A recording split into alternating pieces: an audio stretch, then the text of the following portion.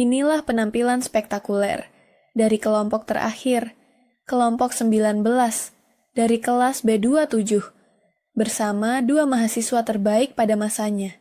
Assalamualaikum warahmatullahi wabarakatuh. Bismillah, walhamdulillah, wassalatu wassalamu ala sayyidina Muhammad ibn Abdillah. Sahabat pembelajar yang super rahimakumullah. Pernah nggak sih kalian berpikir, komputer itu bisa canggih banget gitu ya? Tapi, tahukah kalian, Islam ternyata punya dasar-dasar yang bisa dikaitkan dengan teknologi ini. Yuk, kita bahas tentang hardware dan software komputer lengkap dengan petunjuk dalil dari Al-Quran. Oke, sahabat pembelajar yang super, Pak Salim lanjutin pembahasannya. Ya, hardware adalah bagian fisik dari komputer. Ini semua bisa kamu sentuh. CPU, keyboard, layar, dan mouse. Bayangkan hardware itu seperti tubuh manusia, ada tangan, mata, dan kaki. Tapi, tubuh aja nggak cukup kan? Harus ada yang mengatur. Yuk bahasanya kita lanjut lagi ke Pak Joko. Beliau adalah guru profesional dari Jogja. Terima kasih Pak Salim.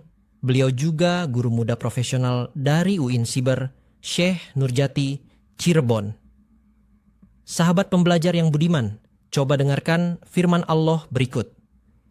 Dan Allah mengeluarkan kamu dari perut ibumu dalam keadaan tidak mengetahui sesuatu pun, lalu Dia memberi kamu pendengaran, penglihatan, dan hati agar kamu bersyukur. Quran Surat An-Nahl ayat 78. Ini bisa kita maknai bahwa Allah menciptakan hardware yakni manusia, tapi juga membutuhkan software yakni untuk berpikir dan merasa. Super sekali penjelasannya. Baik, kita lanjut memahami tentang hardware dan software. Nah, kalau hardware itu ibarat badan, maka software adalah otak dan jiwanya komputer.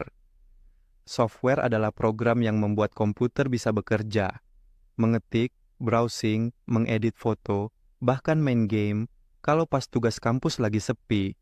Jadi kesimpulannya, tanpa software, hardware hanya seonggok besi mati. Masya Allah tabarakallah, sangat jelas sekali yang kita bahas ini. Lanjut lagi, kita coba sambungkan dengan petikan ayat Al-Quran. Dalam Al-Quran, surat Al-Alaq ayat 4 sampai dengan ayat ke-5, yang mengajarkan manusia dengan pena.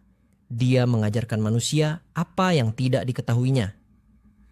Dari ayat tersebut, makna yang tersirat adalah bahwa Allah mengajarkan manusia untuk menciptakan ilmu pengetahuan, termasuk ilmu komputer dan pemrograman, yang tentunya membahas tentang hardware dan software. Yuk, lanjut lagi pembahasannya tentang analogi komputer dan manusia. Baik, sahabat pembelajar yang dirahmati Allah, komputer dan manusia ternyata mirip. Begini, hardware ibarat tubuh, software adalah sebagai akal dan ilmu. Dari keduanya, kalau kita cermati, bahkan Allah sudah menyiapkan OS atau operating system dalam diri kita. Apa coba? Yakni hati, akal, dan iman. Masya Allah, luar biasa penjelasannya. Yes, sahabat pembelajar rahimakumullah. Dalam Al-Quran surat Al-Mujadilah ayat 11, ada penegasan dari Allah begini. Allah akan meninggikan derajat orang-orang yang beriman dan yang diberi ilmu pengetahuan. Makna yang mudah kita pahami dari ayat ini adalah ilmu, termasuk juga teknologi, adalah anugerah dan amanah, di mana orang-orang yang memilikinya akan mendapatkan derajat yang tinggi. Oke, sahabat pembelajar yang baik hati, saatnya kita menyimpulkan dari sedikit yang sudah kita sampaikan. Komputer hanyalah alat, tapi yang terpenting adalah bagaimana kita menggunakannya.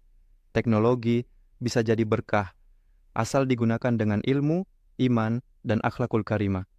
Jadi yuk semangat belajar, karena Islam cinta ilmu. Akhir kata, beli rujak di hari Selasa, dicampur petis rasanya beda.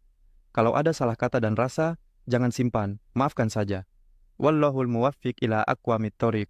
Wassalamualaikum warahmatullahi wabarakatuh. Kelas B27